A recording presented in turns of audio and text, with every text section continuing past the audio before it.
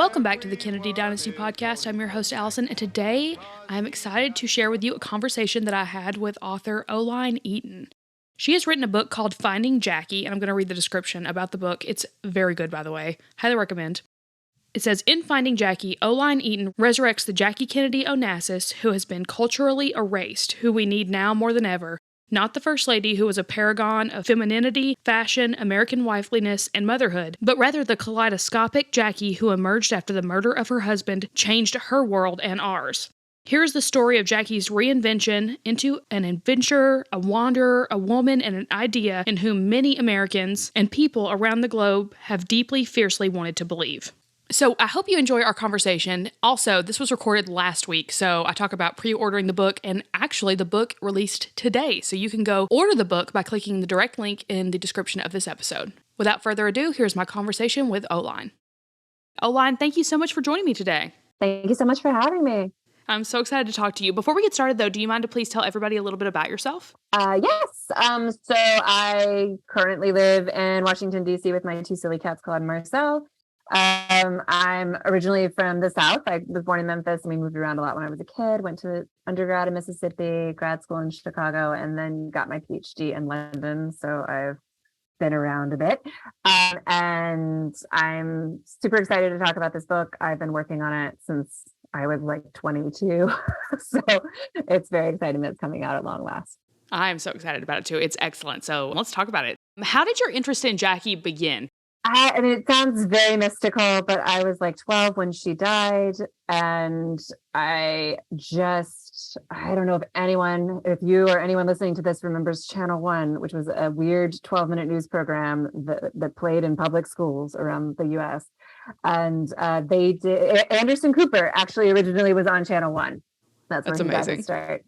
I know. And so he had a special on Jackie's death, I think. And I was transfixed by it and wanted to know more. And someone had turned the volume off that day. So it was all these silent images and things. And so I just started reading about her. And I went home and wrote in my journal that I couldn't stop thinking about her and Richard Nixon. I had no idea I would spend like 30 years thinking about Jackie and Richard Nixon. But here we are. So it just became kind of a hobby. Like my family, we're big readers. We are big collectors and stuff. And I was just, I think, at the right age for her story to stick out with me. And there were these glaring gaps in it that I wanted to know more about as well. That's fantastic. I love that. So I would love for you to tell us a little bit about your findings about Jackie's public persona versus how she was when she was out of public view. So I was as I'm sure you know, so many of the archives have not been processed at the Kennedy Library. Mm-hmm. I was very lucky that a number of things were opened while I was doing this. So like the Nancy Tuckerman papers, the Mary Borelli Gallagher papers had already been opened. But the Tuckerman papers in particular had just a lot of memos and things from the 70s and the late 60s, so post JFK years. And that was extremely helpful in kind of giving insight into how she, like some public statements that weren't released about how she didn't want to be portrayed as just spending all the money and stuff, that she wanted mm-hmm. less money-focused stories. Just some of those inter-office memos and stuff about the press was really, really interesting to read.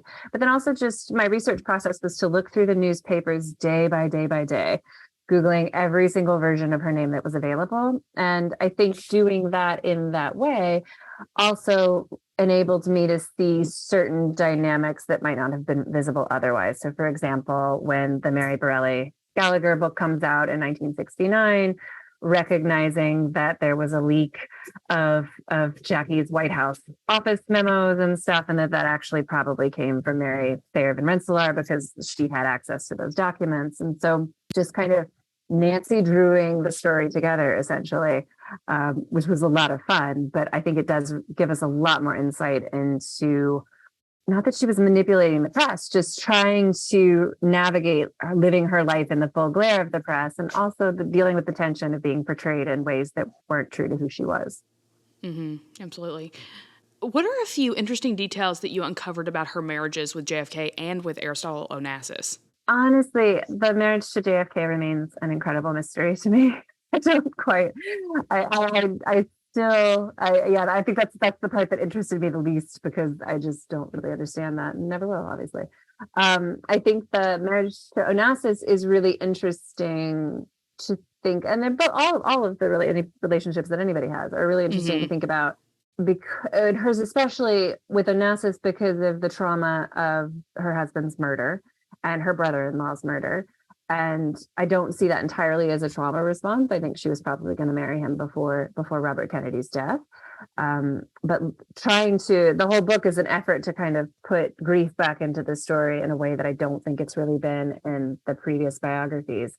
And with our better understanding of trauma and how trauma works, I think that does give a much clearer picture of how difficult her life was at times and how that affected her subsequent relationships as well. And I think that does surface in the relationship with JFK as well, the early financial instability when she was younger, and all of that is clearly at play in that first marriage too. So one of the things that you highlight on and that I love so much is how Jackie's so brilliant and witty and deep, and the world doesn't typically celebrate this about her because they typically only admire her for her style. So what are your favorite parts of Jackie's personality that you discovered through this project? The thing that immediately pops to mind when you ask that is there's a line in a letter she wrote to Jack Kennedy about, or a memo when she was in the White House, about how they'd opened all these new archaeological sites in Egypt and Sudan. And if she were a man, she would love to go there.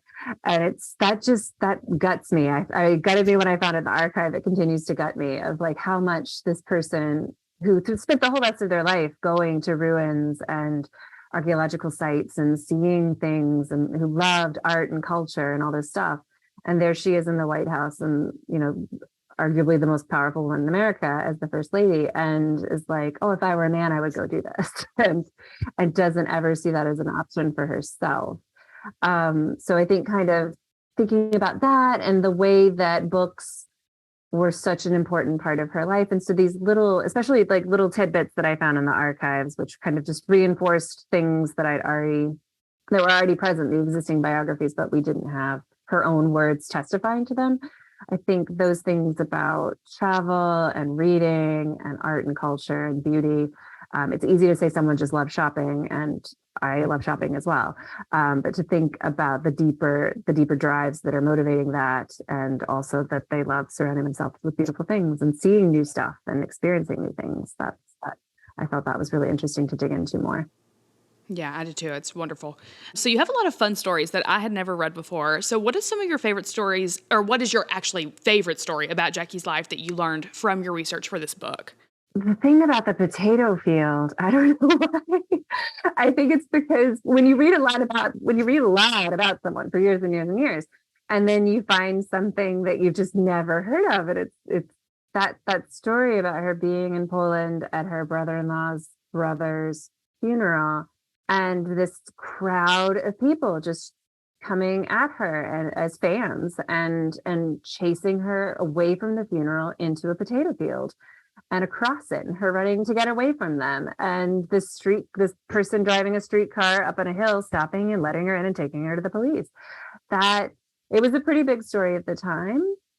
And it really wasn't, I think when I went back and looked, it was in one of the like 70 paperback biographies, maybe briefly mentioned, but it's striking partly because it's just almost unimaginably wild. But it is also very scary.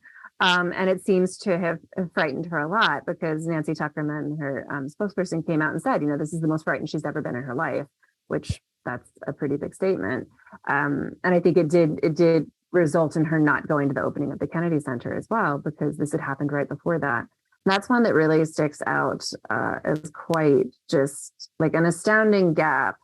And I think there are a few others, like just I was not aware of the number of threats that were made against her, the bomb threats, and like when she went to Belfast with Ari, Onassis being held at Jacker's gunpoint when he was trying to negotiate with some people who had hijacked an Olympic Airways plane.